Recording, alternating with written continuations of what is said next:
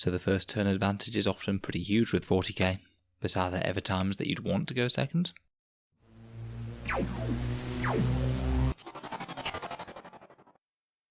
Hello and welcome back to Auspex Tactics, the strategy focused 40k channel, where we're all about getting the most out of your miniatures on the tabletop.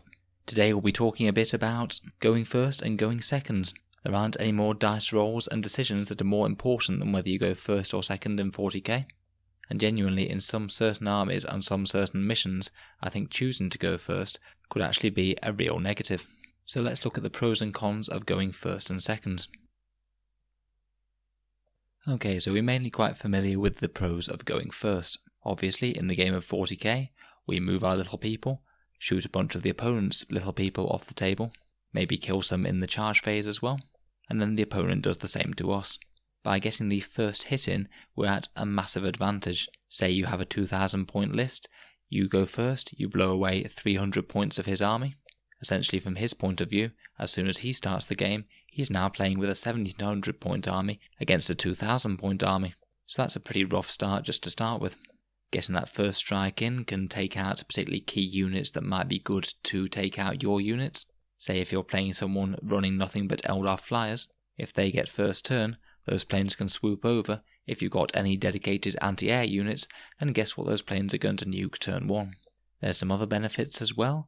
If you go first, then you have an opportunity to push up with all of your units and gain massive bold control before the start of your opponent's first turn. This could be particularly important for opponents who might want to do any interesting redeployment options they have, such as Orc Boys doing dead jump. If there's nothing in no man's land, they could dead jump 9 inches away from your opponent's army turn 1, but if they don't get first turn, their opponents might move up a lot of their units into no man's land, forcing those oncoming jumping boys a long way back. Also, if you move a lot of units forward to move block other enemy units, they might not be able to get to the middle ground objectives turn 1, for example, so that's another good opportunity of going first. Another one is anything that buffs your unit or debuffs enemy units that you need to activate in your turn. Say you've got a mad good psychic power that's going to give you a -1 to hit on your key unit. If you don't go first, you might not have a chance to cast that before the enemy focuses all of their guns and deletes your key unit, therefore setting your plans back massively. Similarly, say if you have a power that will make one of your opponent's units completely useless, say by giving it a -1 to hit in the shooting phase, if you don't go first, you can't apply that debuff to your opponent's unit turn 1, and they'll get a free full chance to use that unit before you get to apply that debuff. So lots of big advantages, the main one being the fact that you're likely to kill a lot of their units before they even get to use them, which makes going first very powerful indeed. Let's take a look at the advantages of going second now. Firstly, prepared positions is an option that isn't open to first turn players. This can help mitigate some of the damage caused by that initial alpha strike, although it's not always that useful. You can often deploy most of, if not all of your infantry units in cover, meaning that you only get the advantage of this if you're forced to play an army that can't hide in cover. Say if you're running a ton of vehicles or an absolute massive horde of infantry models that won't fit in all of the covers you have available. It's not much, it costs 2 command points, but it can certainly take some of the sting out of that initial alpha strike. The other major advantages that I've come up with at the moment are all mission centric. In the new chapter approved missions, if you go second, you will have the option of choosing the deployment zone, and also you'll get to deploy after the opponent deploys his entire army. This gives you a massive positioning advantage.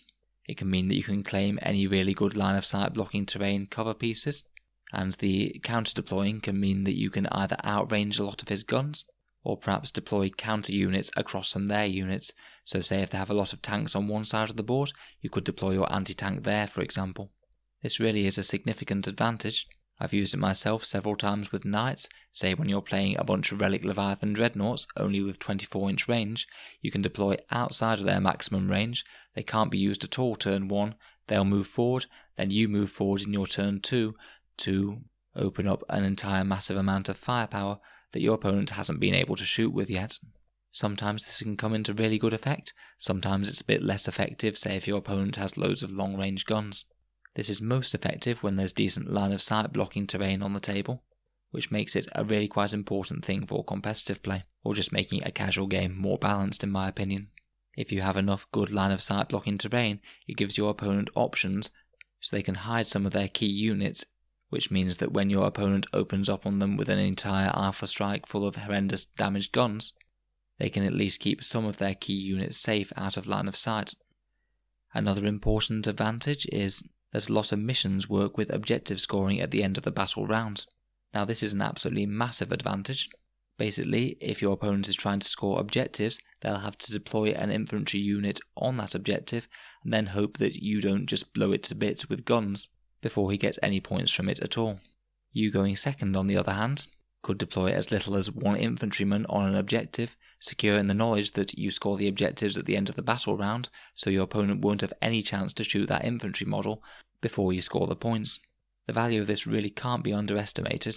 I've won entire games before, even when my entire army was getting stomped to bits, but I could just wipe out the key units, deploy a few of my sacrificial units on the objectives, score more points, and then rinse and repeat next turn, even if my main army is getting beaten because I went second, and I've had a large part of it blown off the table by an Alpha Strike.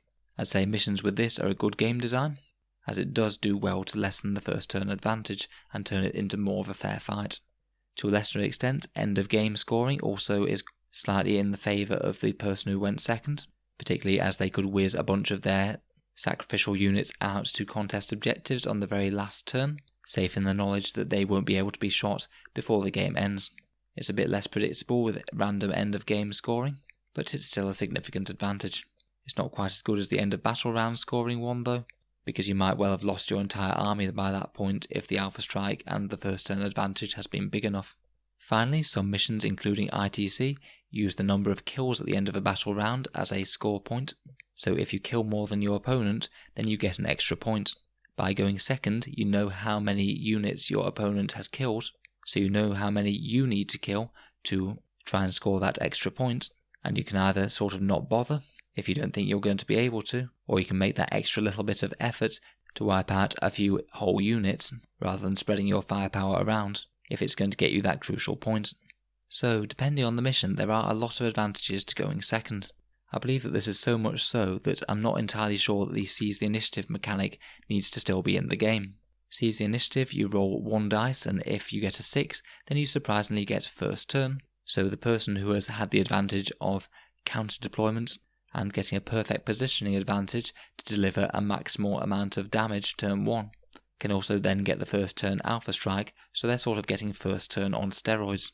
I find that games where seize the initiative happens are a lot more likely to end in one player getting absolutely brutally wiped out due to the combination of that massive first turn Alpha Strike and also the great positioning advantage the seizing player has enjoyed.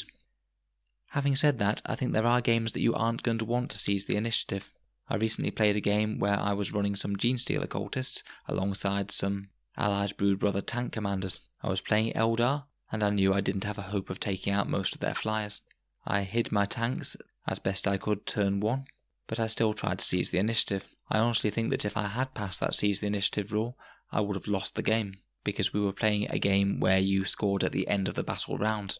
The planes killed my tanks quite quickly, and I think that they would have easily killed the tanks even if I had got to go first. But going second meant that I could drop my Genestealer cultist units on objectives to score them at the end of the battle round on turns 2 and 3.